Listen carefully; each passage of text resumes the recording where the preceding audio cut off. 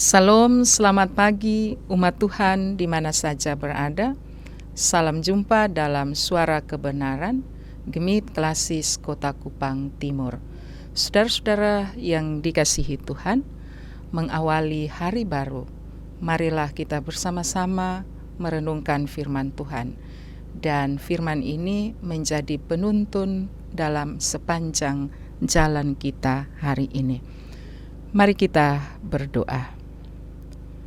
Bapa di surga, mengawali hari baru, kami akan merenungkan firman-Mu.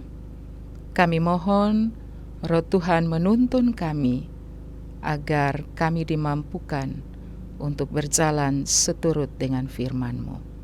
Amin. Saudara-saudara, firman Tuhan yang kami siapkan dari Hosea 4, ayat 15 sampai 19. Hosea 4 ayat 15 sampai 19. Beginilah firman Tuhan. Jika engkau ini bersinah, hai Israel, janganlah Yehuda turut bersalah. Janganlah pergi ke Gilga, dan janganlah naik ke Bet Awen, dan janganlah bersumpah demi Tuhan yang hidup. Sebab Israel degil seperti lembu yang degil. Masakan sekarang Tuhan menggembalakan mereka seperti domba di tanah lapang. Efraim bersekutu dengan berhala-berhala, biarkanlah dia. Persepakatan para pemabuk, mereka menyerah diri habis-habisan kepada persundalan. Mereka lebih mencintai kehinaan daripada kemasuran mereka. Angin melingkupi mereka dalam sayap-sayapnya, dan mereka akan mendapat malu karena korban-korban mereka. Demikian pembacaan firman Tuhan. Dan yang dikatakan berbahagia adalah setiap kita yang mendengarnya dan mau melakukan dalam hidup kita hari lepas hari. Saudara-saudara yang dikasihi dalam kasih Kristus, kesan awal yang saya dapatkan dari bacaan ini nampaknya hendak memberi pesan yang sangat besar mengenai arti kasih dan kesetiaan yang harus manusia lakukan dalam kehidupannya setiap hari, dengan bercermin pada kasih dan kesetiaan Tuhan Allah yang telah dikerjakan dalam diri Yesus Kristus. Saudara, Kitab Hosea bicara tentang kesetiaan Allah. Siapa saja akan tercengang. Kasih setia Allah itu tidak dapat diselami oleh akal manusia. Bayangkan saja Israel tidak setia dan yang terus-menerus berkhianat terhadap Allah, tidak ditolak atau dicampakkan oleh Allah. Bangsa itu dikasihi dan diampuni Allah.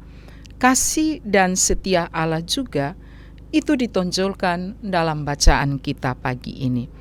Israel dan Yehuda bersinah, sedangkan Efraim bersekutu dengan berhala-berhala. Dua bangsa ini berlaku curang dan bengkok hati. Kasih mereka kepada Allah itu seperti kabut dan embun. Sama sekali tidak ada yang dapat diandalkan dari dua bangsa ini. Pertanyaannya adalah, apakah Allah akan menghukum mereka karena kesetiaan yang setengah hati itu? Memang ada kesan bahwa Allah akan menghukum mereka. Tetapi kesan itu tidak benar. Kehancuran dan malapetaka yang dialami oleh ketiga bangsa itu, oleh Israel, Efraim, dan Yehuda, bukan karena hukuman Allah. Kitab Hosea bicara tentang Allah yang mengasihi dan penuh dengan pengampunan. Bagaimana mungkin Allah itu menjadi pembawa malapetaka dan bencana bagi Israel, Efraim, dan Yehuda? Ini tidak mungkin, saudara. Kalau begitu, mengapa ada bencana dan malapetaka bagi Israel, Efraim, dan Yehuda? Jawabannya jelas, saudara, bahwa Tuhan mempunyai perkara dengan penduduk negeri ini. Sebab tidak ada kesetiaan dan tidak ada kasih. Dalam kehidupan yang dijalani, mereka hanya mengutuk, berbohong, membunuh, mencuri, berzinah, dan melakukan kekerasan-kekerasan. Ini bentuk dosa-dosa yang dialami oleh Israel. Malapetaka mereka alami karena mereka berbalik dari Tuhan. Mereka berjalan membelakangi Allah dan hukum-Nya serta perintah-perintah-Nya. Karena tidak mau ikut jalan yang ditunjukkan oleh Allah, mereka jatuh dalam berbagai bencana, malapetaka, dan penderitaan. Bangsa ini remuk, masa depan hancur, karena mereka membangkang terhadap Yang Maha Kuasa. Bukan Allah yang menghukum bangsa ini, melainkan mereka yang menyusahkan diri sendiri dengan membelakangi Allah dan firman-Nya. Bencana dan malapetaka terjadi bukan karena Allah, tapi karena bangsa ini melawan Allah. Saudara, firman Allah memberi hidup. Kasih Allah mendatangkan sukacita. Kalau manusia alami banyak soal dalam hidup, kalau manusia kena sakit, ketemu nasib yang buruk atau dapat bencana, itu karena ulah manusia juga.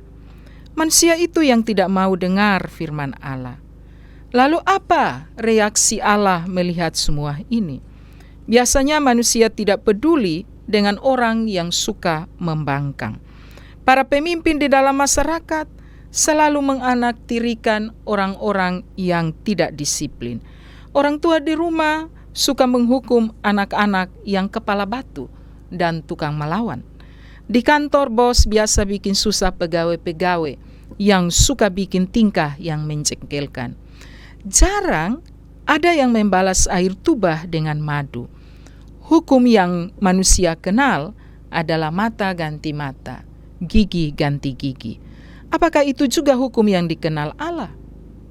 Kitab Hosea memberitahukan kepada kita satu hukum yang lain. Allah yang adalah sumber dari hukum itu dikenal sebagai Allah yang panjang sabar dan Allah yang berlimpah kasih karunia. Efraim bersekutu dengan berhala-berhala, dan Israel yang bersinah sudah mati karena ketidaktaatan dan kelakuan. Mereka mendapat kasih dan pengampunan Allah. Di pasal lain kitab Hosea menyatakan bahwa Ia akan menghidupkan kita sesudah 2 hari. Pada hari yang ketiga, Ia akan membangkitkan kita dan kita akan hidup di hadapan-Nya.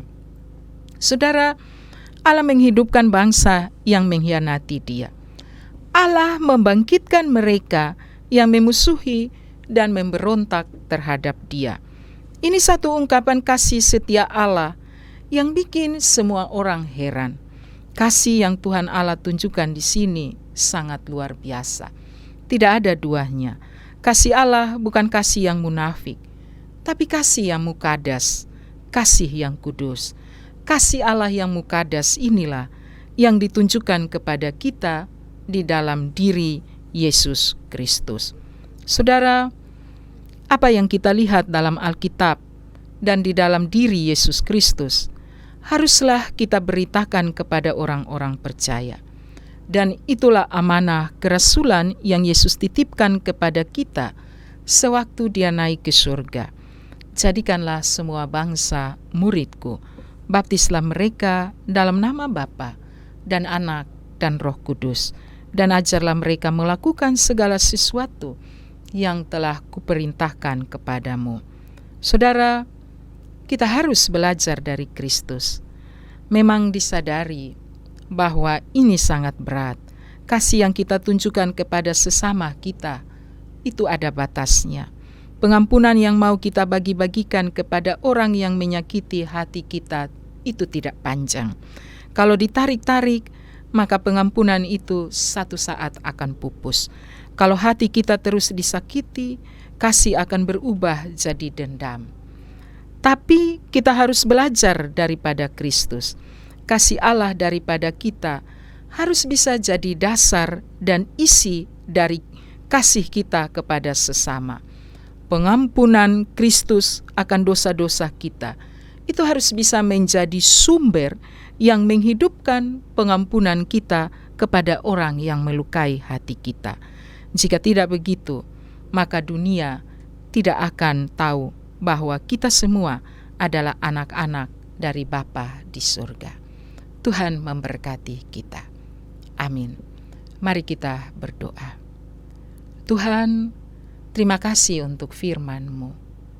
Ajar kami untuk kami dimampukan melakukan kasih dalam hidup yang kami jalani. Amin. Terima kasih, selamat menjalani kehidupan dengan penuh kasih. Tuhan memberkati kita. Salam.